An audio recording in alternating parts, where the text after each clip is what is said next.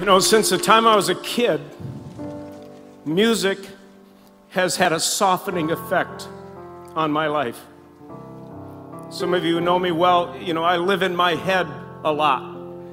A lot of what I do is leadership meetings and, you know, strategy sessions, personnel challenges, financial forecasting, and I mean, a lot of what I do in leading this church has a lot to do with stuff that goes on in my head, and I can get so caught up in that. But music softens me. I play it in my car. I play it sometimes when I run. I love it when I'm in services and people are all singing. And of course, it means a lot to God, but it does something in us, wouldn't you agree? And I think you have to kind of pay attention.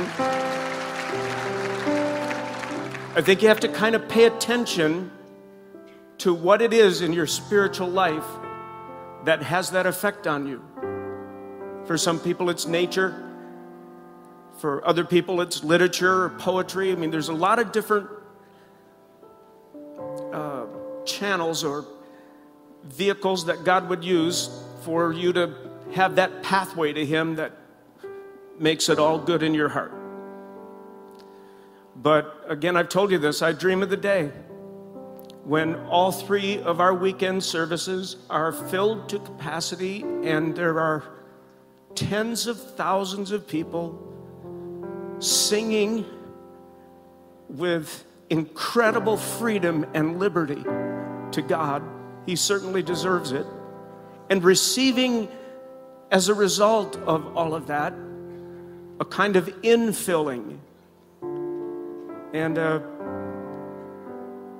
redirecting, and best I can just say, a softening effect on our hearts so that we move ahead a little differently in our week and in the day-to-day challenges.